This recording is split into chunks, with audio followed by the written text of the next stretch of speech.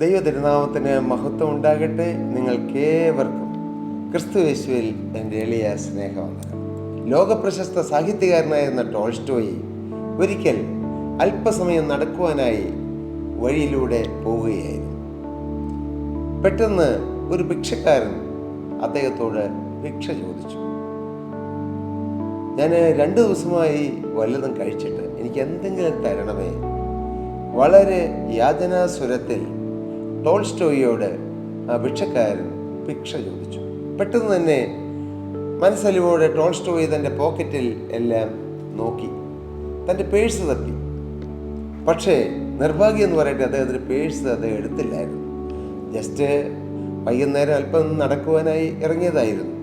അതുകൊണ്ട് പ്രത്യേക ആവശ്യങ്ങളൊന്നുമില്ല, അതുകൊണ്ട് പേഴ്സ് എടുത്തില്ലെന്നേ ഉള്ളൂ.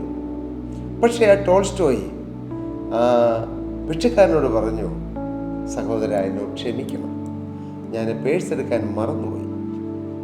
അല്ലെങ്കിൽ പേഴ്സ് ഉണ്ടായിരുന്നെങ്കിൽ ഞാൻ എനിക്ക് തരാമായിരുന്നു. സഹോദര എന്ന് പറഞ്ഞ് അതിസംബോധന ചെയ്ത് ആ ഭിക്ഷക്കാരനോട് വളരെ സ്നേഹഭാവത്തോടെ മിണ്ടി. പെട്ടെന്ന് ഈ ഭിക്ഷക്കാരൻ പൊട്ടിക്കരയാൻ തുടങ്ങി. ടോൾസ്റ്റോയ്ക്ക് ആദ്യം മനസ്സിലായില്ല. അദ്ദേഹം ചോദിച്ചു, എന്തുകൊണ്ടാണ് താങ്കൾ പൊട്ടിക്കരഞ്ഞത്? അപ്പോൾ ഭിക്ഷക്കാരൻ പറയുകയാണ്, അങ്ങ് എനിക്ക് ഒരു പൈസ പോലും തരണ്ട, പക്ഷേ അങ്ങ് വലിയ രൂപ തരുന്നതിലും വലുതായിരുന്നു. സഹോദര എന്ന് വിളിച്ച് എന്നെ അതിസംബോധന ചെയ്തപ്പോൾ എൻ്റെ ഉള്ളിൽ ലഭിച്ച സമാധാനം. അതെ പ്രിയപ്പെട്ടവരെ, നാം മറ്റുള്ളവരെ സ്നേഹിക്കുന്നവരാണ്. അത് കുറഞ്ഞവരാകട്ടെ, ചിലപ്പോൾ ലോകത്തിൻ്റെ നോട്ടത്തിൽ വളരെ താഴ്ന്ന നിലവാരത്തിലുള്ളവരാകട്ടെ, പാവപ്പെട്ടവരാകട്ടെ, എളിയവരാകട്ടെ, അവരെ നാം ആദരിക്കണം, അവരെ നാം ബഹുമാനിക്കണം. ആരെയും തഴഞ്ഞു കളയരുത്, ആരെയും കണ്ടില്ല എന്ന് നടിക്കരുത്. അവർ ചിലപ്പോൾ ലോകപ്രകാരം എളിയവരായിരിക്കാം, നിസ്സാരരായിരിക്കാം. വലിയ പണമോ കുടുംബ മഹിമയോ പാരമ്പര്യങ്ങളോ അവർക്ക് അഭിമാനിക്കാൻ തക്കതായി ഒന്നും ഉണ്ടായിരിക്കണമെന്നില്ല. പക്ഷേ അവരെ നാം ബഹുമാനിക്കുക, സ്നേഹിക്കുക. കർത്താവിന്റെ സ്തോത്രം. ഫിലിപ്പിയർക്ക് എഴുതിയ ലേഖനം 2-ാം അധ്യായം അതിന് 3-ാമത്തെ വാക്യം പറയുന്നു, ശാഠ്യത്താലോ ദുരഭിമാനത്താലോ ഒന്നും ചെയ്യാതെ താഴ്മയോടെ ഓരോരുത്തൻ മറ്റുള്ളവരെ തന്നേക്കാൾ ശ്രേഷ്ഠനെന്ന് എണ്ണിക്കൊള്ളട്ടെ. ഇതൊരു ദൈവിക ഉപദേശമാണ്. നാം ശാഠ്യത്താലൊന്നും ചെയ്യരുത്. എനിക്കെല്ലാം കഴിയും, എനിക്ക് അസാധ്യമായി ഒന്നുമില്ല, എനിക്ക് ആരുടെയും സഹായമൊന്നും വേണ്ട, എനിക്ക് കഴിയുമെന്നുള്ള ആ അഹങ്കാര ചിന്തയോടെ നാം ഒന്നും ചെയ്യരുത്. ശാഠ്യത്താലോ ദുരഭിമാനത്താലോ ഒന്നും ചെയ്യാതെ താഴ്മയോടെ ചെയ്യുക. ഓരോരുത്തർ മറ്റുള്ളവരെ ശ്രേഷ്ഠരെന്നെണ്ണുക. അങ്ങനെ ഓരോരുത്തർക്കും ഈ ഭൂമിയിലുള്ള എല്ലാവർക്കും ഒരു ചിന്തയുണ്ടായിരുന്നെങ്കിൽ യുദ്ധങ്ങൾ എന്നേ തീർന്നു പോയിക്കൊണ്ടേനെ. ഈ യുദ്ധങ്ങളും യുദ്ധങ്ങൾക്ക് വേണ്ടി ഉപയോഗിക്കുന്ന സാധന സാമഗ്രികളും വെടിക്കോപ്പുകളും അങ്ങനെയുള്ള അനേക സൗകര്യങ്ങൾ മൂലമാണ് ഓരോ രാജ്യത്തിൻ്റെയും ബഡ്ജറ്റിൽ ഏറ്റവും കൂടുതൽ വിഹിതം മാറ്റിവെക്കേണ്ടതായി വരുന്നത്. യുദ്ധമില്ലാത്തൊരു കാലത്തെക്കുറിച്ചൊന്ന് ചിന്തിച്ച് നോക്കൂ. യുദ്ധമില്ലാതെ വരും. എങ്ങനെ? ഓരോരുത്തരും മറ്റുള്ളവരെ ശ്രേഷ്ഠനെന്ന് എണ്ണിയാൽ പിന്നെ യുദ്ധം എന്തിന്? ഇന്നത്തെ പ്രശ്നം, യുദ്ധത്തിൻ്റെ പ്രശ്നം മറ്റൊന്നുമല്ല. ഒരു നേതാവിനെ മറ്റൊരാൾ അംഗീകരിക്കുന്നില്ല എന്ന് കാണുമ്പോൾ യുദ്ധം പ്രഖ്യാപിക്കുകയാണ്. എൻ്റെ പ്രിയ സഹോദരങ്ങളെ, ഇത് രാജ്യത്തിലെ കാര്യം, രാജ്യങ്ങൾ തമ്മിലുള്ള കാര്യം. എന്നാൽ കുടുംബങ്ങളിലെ അവസ്ഥ ഇന്ന് വ്യത്യസ്തമാണോ? പല സ്ഥാപനങ്ങളിലെയും അവസ്ഥ വ്യത്യസ്തമാണോ? എന്തിന് പല ക്രിസ്തീയ കൂട്ടായ്മകളിലെയും അവസ്ഥ വ്യത്യസ്തമാണോ? ഒരാൾ പറയുന്നു മറ്റൊരാൾക്ക് ഇഷ്ടപ്പെടുന്നില്ല. ഒരാൾ അദ്ദേഹത്തിൻ്റെ ശുശ്രൂഷയിൽ അല്പം ശ്രേഷ്ഠതയോടെ ഉയർന്നു വന്നാൽ അത് മറ്റുള്ളവർക്ക് ഇഷ്ടപ്പെടുകയില്ല. എന്തിനു പ്രിയരെ? ആരിലൂടെയെങ്കിലും ദൈവത്തിൻ്റെ ആത്മാവ് വ്യാപരിച്ചാൽ പോരെ? അത് എന്നിലൂടെ തന്നെ വേണം. നാം എന്തിനു ശഠിക്കണം? അനേക ആത്മാക്കൾ രക്ഷപ്പെടണം, അത് എൻ്റെ ചർച്ചിലൂടെയാവണം, എന്നിലൂടെയാവണം. നാം ശഠിക്കരുത്. ആ ഒരു ശാഠ്യം നല്ലതല്ല. ആരിലൂടെ വേണമെങ്കിലും കർത്താവേ അവിടുത്തെ മുഖത്തുള്ള വേല നടന്നുകൊള്ളട്ടെ. I will be ever available to my Lord Jesus. യേശു ക്രിസ്തുവിന് ഞാൻ എന്നും അവൈലബിൾ ആയിരിക്കുമെന്ന് നാം ചിന്തിച്ചാൽ മതി. പ്രിയപ്പെട്ടവർ, ഒരു പക്ഷേ നാം ആയിരിക്കുന്ന ദേശത്ത് അനേക കൂട്ടായ്മകൾ കാണും. നാം വിശാലതയോടെ പ്രാർത്ഥിക്കണം, കർത്താവേ ഞങ്ങളിലൂടെ മാത്രമല്ല വേല നടക്കേണ്ടത്, ഞങ്ങളുടെ നാട്ടിലുള്ള, ഞങ്ങളുടെ ദേശത്തുള്ള, ഞങ്ങളുടെ ജില്ലയിലുള്ള, ഞങ്ങളുടെ സ്റ്റേറ്റിലുള്ള, ഞങ്ങളുടെ രാജ്യത്തിലുള്ള, ഓരോ അനേക രാജ്യങ്ങളിലുള്ള അനേകം സുവിശേഷകന്മാരിലൂടെ കർത്താവേ അവിടുത്തെ മഹത്വമുള്ള വേല നടക്കട്ടെ. ആത്മാക്കൾ രക്ഷപ്പെടട്ടെ. ഞാൻ എന്നും രാവിലെ ഓഫീസിലേക്ക് പോകുമ്പോൾ ഓഫീസിനോട് പോകുന്ന വഴിയരികിലാണ് ഒരു ദൈവദാസൻ നടത്തുന്നതായ ഒരു ചർച്ച്, ഒരു കൂടിയൊരു അവിടെയുണ്ട്.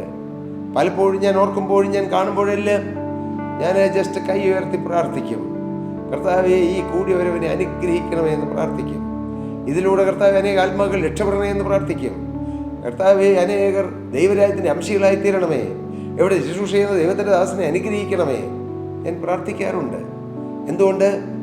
എൻ്റെ ചിന്ത കർത്താവ് എനിക്ക് തന്ന വിശാലതയിൽ ചിന്തിക്കാൻ കർത്താവ് കൃപ തന്നു. ഞാൻ ഒരു എളിയ ദാസൻ, ഞാൻ ചെയ്താൽ എനിക്ക് എത്ര വേല ചെയ്യാൻ പറ്റും, എത്ര പേരെ രക്ഷിക്കാൻ പറ്റും.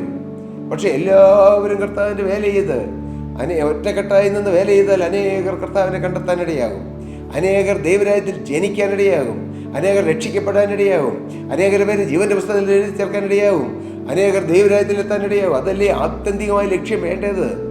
എൻ്റേത്, എൻ്റെ സഭ, എൻ്റെ വളർച്ച, ആ സെൽഫ് കോൺസെൻട്രേറ്റഡ് ആയിട്ടുള്ളതെല്ലാം നമുക്കൊന്ന് നിർത്താൻ പ്രിയരെ. അന്ത്യകാലം ആസന്നമായി. യേശുക്രിസ്തുവിന്റെ രണ്ടാമത്തെ വരവ് അത്യാസന്നമായിരിക്കുന്ന ഈ കാലഘട്ടത്തിൽ നമുക്ക് ഇന്ന പേരുടെ പക്ഷം, ആ പക്ഷം, ഈ പക്ഷം പിടിക്കാൻ നമുക്ക് നേരമില്ല. കൊരിന്ത്യ സഭയ്ക്ക് അപ്പോസ്തലനായ പൗലോസ് ദൂതെഴുതുമ്പോൾ, ആ ലേഖനം എഴുതുമ്പോൾ അപ്പോസ്തലൻ വളരെ കൃത്യമായി പറഞ്ഞു, ഞാൻ അപ്പൊല്ലോസിന്റെ പക്ഷക്കാരൻ, ഞാൻ പൗലോസിന്റെ പക്ഷക്കാരൻ, ഞാൻ കേഫാവിന്റെ പക്ഷക്കാരൻ, ഞാൻ ക്രിസ്തുവിന്റെ പക്ഷക്കാരൻ എന്ന് പറഞ്ഞ് ക്രിസ്തുവിനെ വിഭാഗിക്കരുതെന്ന്.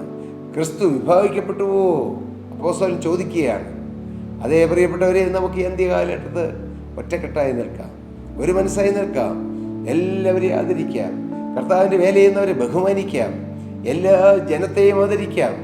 എല്ലാവരും ദൈവത്തിൻ്റെ കൈപ്പണിയാണ്, ദൈവത്തിൻ്റെ സൃഷ്ടിയാണ്. ആരും നശിച്ചു പോകാതെ എല്ലാവരും മാനസാന്തരപ്പെടുവാൻ ദൈവം ഇച്ഛിച്ച് നമ്മളോട് ദീർഘക്ഷമ കാണിക്കുന്നു. എല്ലാവരെയും ശ്രേഷ്ഠരായി എണ്ണുക, എല്ലാവരെയും ബഹുമാനിക്കുക. ഇവിടെ അപ്പോസ്തലനായ പൗലോസ് പറയുന്നു, ശാഠ്യത്താലൊന്നും ചെയ്യരുത്, ദുരഭിമാനത്താലൊന്നും ചെയ്യരുത്. എന്താണ് ദുരഭിമാനം? ഇല്ലാത്തതിനെ ഉള്ളതുപോലെ നടിച്ച് അഭിമാനിക്കുന്നു. അല്ല, ഉള്ളതിലും അഭിമാനിക്കുന്നു. എനിക്കെന്തോ ഉണ്ട്, ഞാൻ പലതും നേടി, ഞാനൊരു സക്സസ് ആണ്, എനിക്ക് ഒരുപാട് പേരെ ഉപദേശിക്കാനറിയാം. അങ്ങനെ എന്നെ ആരും ഉപദേശിക്കേണ്ട എന്നുള്ള മനോഭാവത്തോടെ നാം മുന്നോട്ട് പോകുന്നതാണ് ദുരഭിമാനം. ദുരഭിമാനം. അഭിമാനിക്കാൻ ഒന്നുമില്ല, പക്ഷേ പലതിലും വെറുതെ അഭിമാനിക്കുന്നു.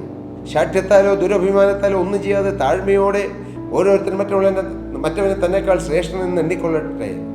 ആ ടോൾസ്റ്റോയ്, ലോകപ്രശസ്ത സാഹിത്യകാരനായ ടോൾസ്റ്റോയ് ഒരു ഭിക്ഷക്കാരനെ കണ്ടപ്പോൾ സഹോദര എന്ന് വിളിച്ചു. അതെത്ര ശ്രേഷ്ഠതയാണ്! അതല്ലേ സംസ്കാരത്തിൻ്റെ വളർച്ച. സുവിശേഷം കേൾക്കുന്നവരായി നാം സംസ്കാരമുള്ളവരാകണം, പരിഷ്കാരമുള്ളവരാകണം. നമ്മുടെ സഭയിൽ അല്ലെങ്കിൽ നമ്മുടെ കൂടിയൊരുവിൽ ഒരു പാവപ്പെട്ടവൻ വരുമ്പോൾ അവനെ അവഗണിച്ച് കളയരുത്, അവനെ കൈവിട്ട് കളയരുത്. ഒരു കൂട്ടത്തിൽ പണക്കാരനും പാവപ്പെട്ടവനും വരുമ്പോൾ പണക്കാരന് നേരെ ചെന്ന് ഓടിച്ചെന്ന് കൈ കൊടുക്കുകയും പാവപ്പെട്ടവൻ്റെ നേരെ കൈ വലിക്കുകയും ചെയ്യുന്നത് അല്ല ദൈവം പ്രസാദിക്കുന്നത്.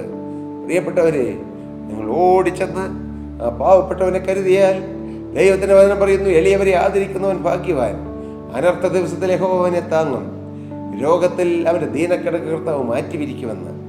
നാം മറ്റെല്ലാവരെയും ശ്രേഷ്ഠരായി കാണുക. കർത്താവിൻ്റെ വേല ചെയ്യുന്ന അനേക കാര്യങ്ങളുണ്ട്. യേശുക്രിസ്തുവിന്റെ രക്തത്താൽ വീണ്ടെടുക്കപ്പെട്ട ലക്ഷക്കണക്കിന് ദൈവമക്കൾ ഈ ലോകത്തിലുണ്ട്. അവരെല്ലാം ശ്രേഷ്ഠരെന്ന് കാണുന്നു. അല്ല, ഈ ഭൂമിയിലുള്ള എല്ലാ മനുഷ്യരും 850 കോടി ജനങ്ങളോടുള്ള ഈ ഭൂമിയിൽ എല്ലാവരും നല്ലവരെന്ന് കാണാൻ കഴിയുന്ന ക്രിസ്തുവിന്റെ സ്നേഹം. യേശു ക്രിസ്തു അങ്ങനെയായിരുന്നു. യേശു ആരെയും മാറ്റി നിർത്തിയില്ല, എല്ലാവരെയും ശ്രേഷ്ഠരെന്ന് കണ്ടു. തന്നെ ക്രൂശിച്ച പടയാളികൾക്കും വേണ്ടി കർത്താവ് പ്രാർത്ഥിച്ചു, പിതാവേ, ഇവർ ചെയ്യുന്നത് എന്തെന്ന് ഇവരറിയായെങ്കിൽ ഇവരോട് ക്ഷമിക്കണമേ, ഈ മഹാപാപം ഈ മനുഷ്യന് മേൽ നിർത്തരുതേ എന്നാണ് പിതാവാം ദൈവത്തിന്റെ സന്നിധിയിൽ കർത്താവ് പ്രാർത്ഥിച്ചത്. ആ വേദന മധ്യത്തിലും ഞാനിതൊരു പ്രസംഗം പോലെ പറയുകയല്ല, ഇതൊരു പ്രസംഗത്തിന്റെ വാക്കുകളായി നിന്നാൽ നമുക്കൊരു ഗുണം കിട്ടുകയില്ല. നാം സ്നേഹിക്കണം, മറ്റുള്ളവരെ സ്നേഹിക്കണം, മറ്റുള്ളവരെ കരുതണം. ഇങ്ങോട്ട് മിണ്ടിയില്ലേ അങ്ങോട്ട് ചെന്ന് മിണ്ടണം, ഇങ്ങോട്ട് കരുതിയില്ലേ അങ്ങോട്ട് ചെന്ന് കരുതണം. എൻ്റെ പ്രിയപ്പെട്ടവരെ, നമുക്ക് സ്നേഹിക്കാൻ ഒരു കൊച്ചായുസല്ലേ ഉള്ളൂ, ഒരു ചെറിയ ആയുസ്. ഈ ആയുസിൽ നാം ക്രുദ്ധിച്ചും ദേഷ്യപ്പെട്ടും നീരസപ്പെട്ടും കൈപ്പുള്ളിൽ വെച്ചുകൊണ്ടും എത്ര നാൾ കഴിയും? അങ്ങനെ കഴിഞ്ഞാൽ ദൈവരാജ്യത്തിൽ പോകുമോ? ഒരേ കൂടിയൊരയിൽ പോകുന്ന പ്രിയ സഹോദര, മാന്യ സഹോദരി, അതേ കൂട്ടത്തിൽ വരുന്ന മറ്റേതോ വ്യക്തിയോട് നിങ്ങൾക്ക് നീരസമില്ലേ? നിങ്ങൾക്ക് കയ്പില്ലേ? നാളുകളായി സ്നേഹത്തോടെ മിണ്ടാതിരിക്കുന്നില്ലേ? അതെല്ലാം തെറ്റാണ്, അതെല്ലാം പാപമാണ്. പ്രകടമായി മദ്യപാനമില്ല, വെറുക്കത്തില്ല, ഞാൻ മോഷണം ചെയ്യാൻ പോകുന്നില്ല എന്ന് പറഞ്ഞ് ആശ്വസിക്കാൻ വകയില്ല. ഹൃദയത്തിൻ്റെ ഉള്ളിലൂടെ കടന്നു പോകുന്ന പാപങ്ങൾ, തിന്മകളെല്ലാം ദൈവസന്നിധിയിൽ വലിയ പാപങ്ങൾ തന്നെയാണ്. എൻ്റെ പ്രിയപ്പെട്ടവരെ, ഞാൻ നിങ്ങളെ വിഷമിപ്പിക്കുകയല്ല, നിങ്ങളെ ബോറടിപ്പിക്കുകയല്ല. ദൈവത്തിൻ്റെ വചനം ഉള്ളതുപോലെ പറയുന്നു, നാം ഒരു നിത്യ ന്യായാധിപതി മുമ്പാകെ നിൽക്കേണ്ടി വരും.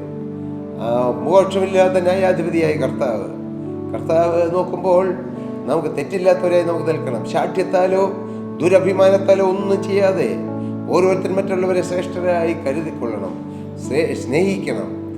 ടോൾസ്റ്റോയ് ഭിക്ഷക്കാരനോട് സഹോദര എന്ന് വിളിച്ചത് അദ്ദേഹത്തെ സ്വാധീനിച്ചതുപോലെ നമ്മുടെ ഒരു ചിരി കൊണ്ട്, നമ്മുടെ ഒരു വാക്കുകൊണ്ട്, നമ്മുടെ ഒരു സംസാരം കൊണ്ട്, നമ്മുടെ ഒരു നോട്ടം കൊണ്ട് പോലും അനേകർക്ക് കുളിർമ ലഭിക്കുന്നവരായി, ക്രിസ്തുവിൻ്റെ സ്നേഹം നമ്മിലൂടെ മറ്റുള്ളവരേക്ക് പകരപ്പെടുന്നവരായി നമുക്ക് ക്രിസ്തുവിൻ്റെ ഭാവമുള്ളവരായി നിൽക്കാം. യേശു ആരെയും വെറുത്തില്ല, യേശു ആരെയും മാറ്റി നിർത്തിയില്ല. ശമരിയ സ്ത്രീയെ കണ്ടപ്പോൾ യേശു ശമരിയ സ്ത്രീയോട് മിണ്ടി. പട്ടണത്തിലേക്ക് പാപിനിയായ സ്ത്രീയെ വിളിച്ചുകൊണ്ടുവന്ന് അവളെ കല്ലെറിഞ്ഞ് കൊല്ലാൻ തുടങ്ങിയപ്പോൾ യേശു അവളെ രക്ഷിക്കാൻ നോക്കി. ക്രിസ്തുവിൻ്റെ മനസ്സ് അതെത്ര വലുതാണ്, അതെത്ര വിശാലമാണ്. ഈ അന്ത്യകാലഘട്ടത്തിൽ നമുക്ക് ക്രിസ്തുവിൻ്റെ മനസ്സുള്ളവരാകാൻ കൊതിക്കാം, ക്രിസ്തുവിൻ്റെ മനസ്സിന് വേണ്ടി പ്രാർത്ഥിക്കാം. യേശുവിൻ്റെ മനസ്സുള്ളവരായി നമുക്ക് ഈ ലോകത്തിൽ നിൽക്കാം. It is better to light a candle than to curse the darkness. നാം മറ്റുള്ളവരെ ശപിച്ചിട്ടും പഴിച്ചിട്ടും സാഹചര്യത്തിൽ തെറ്റ് പറഞ്ഞിട്ടും കാര്യമില്ല. നമുക്ക് നിൽക്കാം, നമുക്ക് വിശുദ്ധരായി ക്രിസ്തുവിൻ്റെ ഭാവത്തോടെ മറ്റുള്ളവരെ സ്നേഹിച്ചും മറ്റുള്ളവരെ ആദരിച്ചും ക്രിസ്തുവിൻ്റെ മുഖപത്രങ്ങളായി നമുക്ക് ഈ ഭൂമിയിൽ നിൽക്കാം. അതിനിടയാകട്ടെ ഈ ആഹ്വാനം നിങ്ങൾ ഹൃദയത്തിൽ സ്വീകരിക്കുക, ഇതിനുവേണ്ടി നിങ്ങൾ തന്നെ സമർപ്പിക്കുക. അങ്ങനെയെങ്കിൽ നിങ്ങളുടെ ജീവിതം ധന്യമായി തീരും. ക്രിസ്തു പ്രസാദിക്കുന്ന ഒരു മഹത് ജീവിതത്തിൻ്റെ ഉടമകളായി നിങ്ങൾക്ക് തീരാം. അതിനിടയാകട്ടെ എന്ന് പ്രാർത്ഥിച്ചുകൊണ്ടും അനുഗ്രഹിച്ചുകൊണ്ടും ഞാൻ വാക്കുകളെ നിർത്തുന്നു. ദൈവനാമം മഹത്വമെടുക്കാനിടയാകട്ടെ. പ്രിയ സഹോദരങ്ങളെ, ആത്മീയമായി നിങ്ങൾക്ക് എന്തെങ്കിലും സംശയങ്ങളോ ഏതെങ്കിലും പ്രാർത്ഥനാ വിഷയങ്ങളോ ഉണ്ടെങ്കിൽ താഴെ കാണുന്ന നമ്പറിൽ ഞങ്ങളുമായി കോൺടാക്ട് ചെയ്താൽ ഞങ്ങൾ നിങ്ങൾക്ക് വേണ്ടി പ്രാർത്ഥിക്കാം. ഞങ്ങളുടെ ടീം നിങ്ങളുമായി സംസാരിക്കും. കർത്താവ് നിങ്ങളെ നടപടിയായി അനുഗ്രഹിക്കും.